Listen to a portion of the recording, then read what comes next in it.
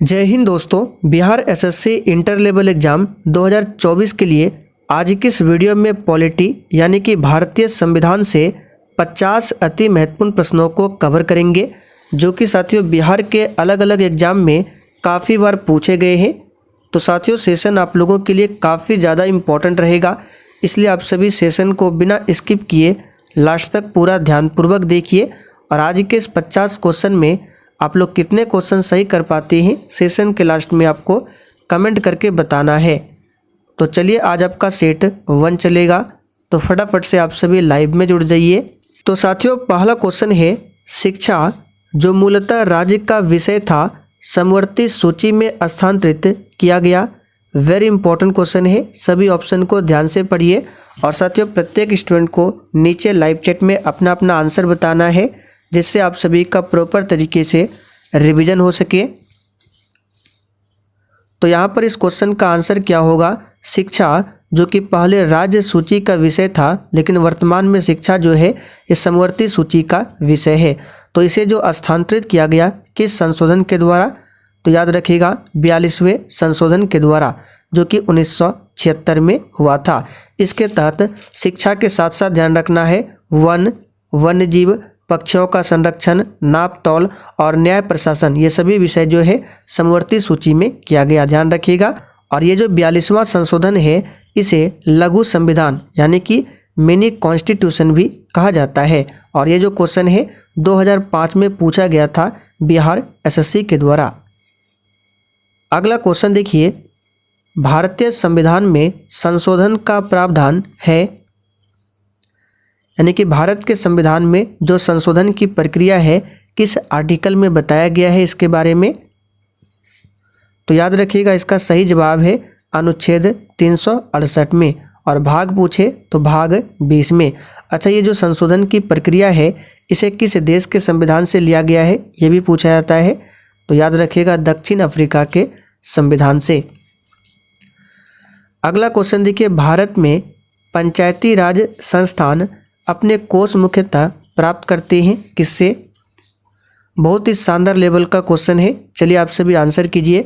और साथियों आप लोग डेली क्लास को अटेंड कीजिए। क्लास का टाइमिंग रहेगा रात 8:30 बजे से, और इसका PDF आपको टेलीग्राम पर मिल जाएगा आंसर के साथ में।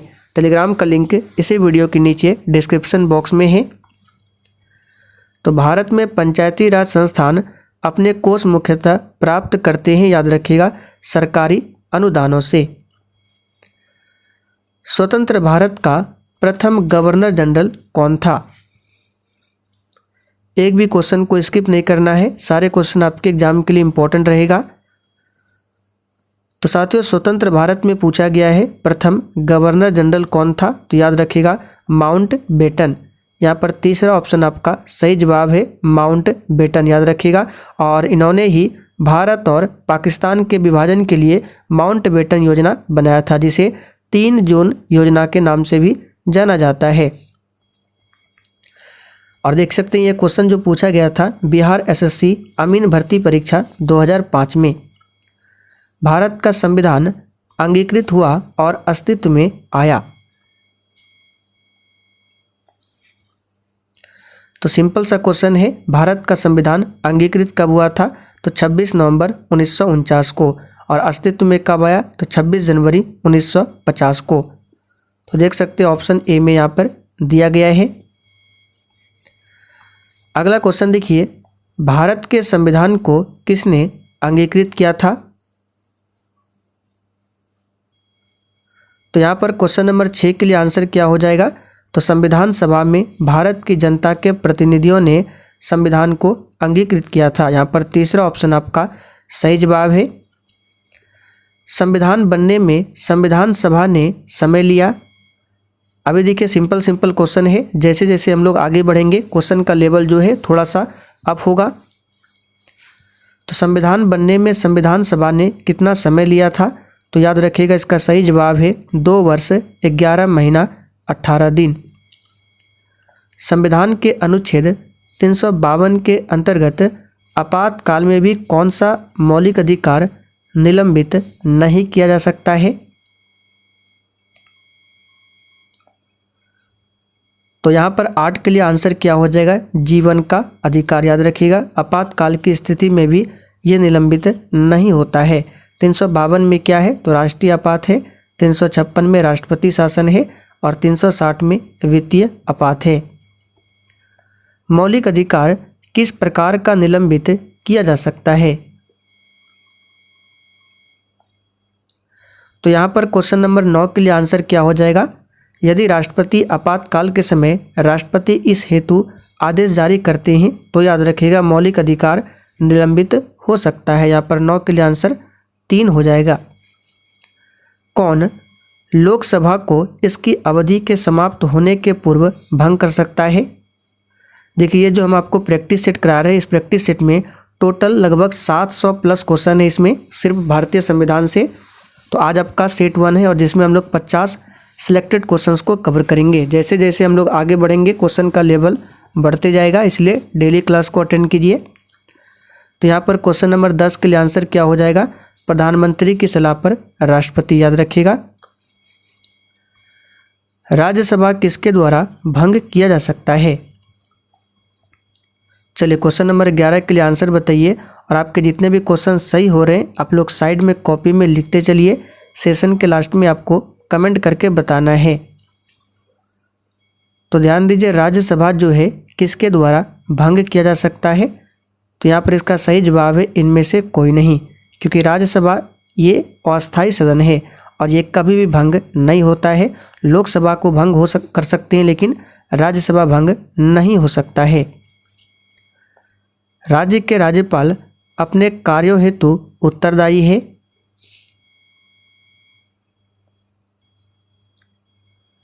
तो सिंपल सा क्वेश्चन है, राज्य का जो राज्यपाल होता है किसके प्रति उत्तरदायी होता है?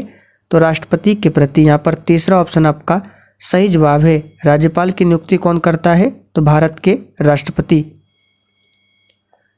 निम्न में से कौन न्यायपालिका का कार्य नहीं है?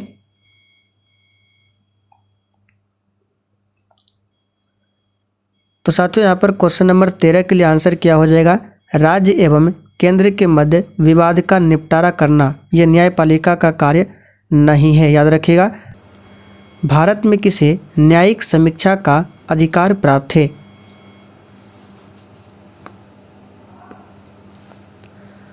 तो देखिए साथियों, भारत में न्यायिक समीक्षा का अधिकार जो है भारत के सर्वोच्च न्यायालय और उच्च न्यायालय दोनों को प्राप्त है। तो यहाँ पर आंसर क्या हो जाएगा, चौथा ऑप्शन उच्च न्यायालय और सर्वोच्च न्यायालय। भारत में अभी वर्तमान में टोटल कितने हाई कोर्ट है? तो 25 हाई कोर्ट है। और देखिए, सुप्रीम कोर्ट की बात करें तो यहाँ से क्वेश्चन बनता है, कलकत्ता में पहली बार सुप्रीम कोर्ट की स्थापना कब होती है? तो 1774 में। किस एक्ट के तहत? तो 1773 का जो रेगुलेटिंग एक्ट था इसी के तहत गठन हुआ था सर्वोच्च न्यायालय का कलकत्ता में। एक नागरिक के मौलिक कर्तव्यों में क्या शामिल है?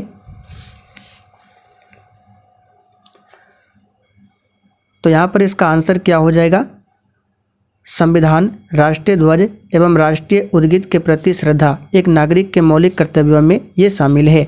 वर्तमान में टोटल 11 मौलिक कर्तव्य है और इसे रूस देश के संविधान से लिया गया है। आगे देखिए, राष्ट्रपति के चुनाव में विवाद के मामले को संदर्भित किया जाता है। देखिए, इस क्वेश्चन को हमने पॉलिटी क्लास में बताया था, जो कि डेली शाम 7:30 बजे की क्लास में होता है। ये क्लास आपको मेरे दूसरे चैनल पर मिलेगा, उस चैनल का लिंक आपको डिस्क्रिप्शन बॉक्स में दिया गया है, जाकर देख सकते हैं।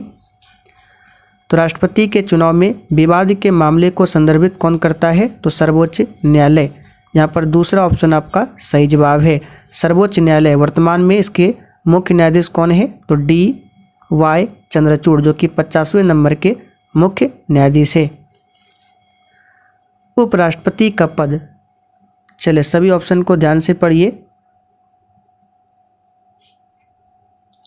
तो यहाँ पर 17 के लिए आंसर क्या हो जाएगा, तो संविधान के द्वारा सृजित किया जाता है। याद रखिएगा, उपराष्ट्रपति संविधान के अनुच्छेद 63 के अनुसार भारत का एक उपराष्ट्रपति होगा जिसका कार्यकाल 5 वर्षों का होता है। याद रखिएगा, उपराष्ट्रपति का पद पूछे किस देश के संविधान से लिया गया है? तो अमेरिका देश के संविधान से लिया गया है। मंत्रिमंडल के सदस्य को राष्ट्रपति बर्खास्त कर सकता है। बहुत ही शानदार लेवल का क्वेश्चन दिया गया है और ये सभी क्वेश्चन आप लोग देख सकते हैं बिहार एसएससी के द्वारा ही पूछा गया है। तो यहाँ पर इसका आंसर क्या होगा? देखिए, केंद्रीय मंत्रिमंडल के सदस्यों की नियुक्ति जो है राष्ट्रपति प्रधानमंत्री की सलाह से करता है।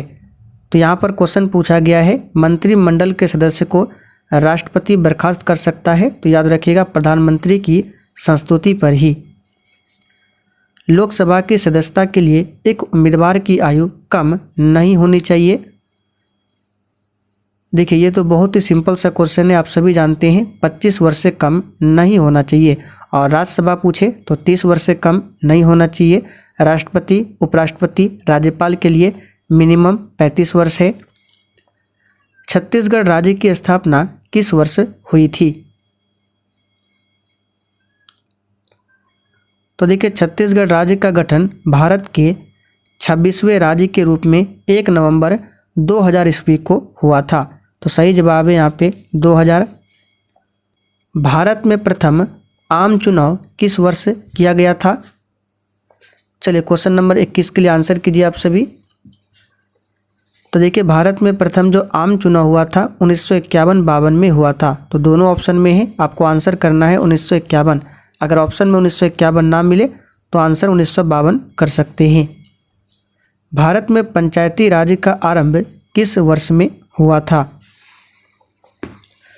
देखिए, जब भी ये क्वेश्चन आता है हम आपको बार बार बताते हैं पंचायती राज सबसे पहले राजस्थान के नागौर से स्टार्ट होता है। कब? तो 2 अक्टूबर 1959 से। और इस प्रकार राजस्थान राज्य जो है पंचायती राज को लागू करने वाला देश का पहला राज्य बनता है और आंध्र प्रदेश दूसरा राज्य। तो लागू कब हुआ था? तो 1959 में। यहाँ पर तीसरा ऑप्शन सही है। भारत में सामुदायिक विकास कार्यक्रम कब आरंभ हुआ? सिंपल सा क्वेश्चन, यहाँ पर सही जवाब क्या है? तो भारत में सामुदायिक विकास कार्यक्रम जो है 2 अक्टूबर 1952 को शुरू हुआ था। तो सही जवाब है ऑप्शन ए। गरीबी हटाओ का नारा किस भूतपूर्व प्रधानमंत्री ने दिया था? चलिए क्वेश्चन नंबर 24 के लिए आंसर कीजिए। और साथियों, जिन्होंने अभी तक सेशन को लाइक नहीं किया है, फटाफट से आप सभी सेशन को साथ में लाइक करते चलिए। तो गरीबी हटाओ का नारा जो है ये दिया था किसने? तो इंदिरा गांधी ने। किसने दिया था? इंदिरा गांधी ने। मौलिक कर्तव्यों को प्राप्त नहीं है किसी भी तरह की। तो देखिए, मौलिक कर्तव्यों को किसी भी तरह की विधि स्वीकृति प्राप्त नहीं है। तो यहाँ पर सही जवाब है चौथा ऑप्शन। राज्य के नीति निर्देशक तत्व प्रत्यक्षता संबंधित है। चलिए सोच समझकर आंसर करना है। आंसर कीजिए 26 के लिए। तो देखिए, राज्य के नीति निर्देशक तत्व जो है प्रत्यक्षता प्रस्तावना से संबंधित है। तो यहाँ पर चौथा ऑप्शन आपका सही जवाब है प्रस्तावना। प्रस्तावना में अभी तक केवल और केवल एक बार ही संशोधन किया गया है। कब? तो 1976 में, जो था 42वां संशोधन। संघ के कार्यकारिणी पर संवैधानिक प्रमुख कौन है? सिंपल सा क्वेश्चन है, यहाँ पर आंसर क्या हो जाएगा? राष्ट्रपति। याद रखिएगा राष्ट्रपति। क्या राष्ट्रपति एक मंत्री विशेष को हटा सकता है?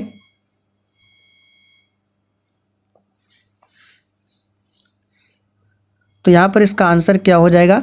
देखिए, केवल जबकि प्रधानमंत्री ऐसी सलाह देते हैं तब राष्ट्रपति मंत्री विशेष को हटा सकता है। याद रखिएगा यहाँ पर दूसरा ऑप्शन सही है। केंद्रीय मंत्री को राष्ट्रपति प्रधानमंत्री की सलाह से ही हटाया जा सकता है और प्रधानमंत्री की सलाह से ही केंद्रीय मंत्री की नियुक्ति राष्ट्रपति करता है। यानी कि राष्ट्रपति केवल नाम मात्र का होता है, वास्तविक शक्ति जो है प्रधानमंत्री के पास होता है।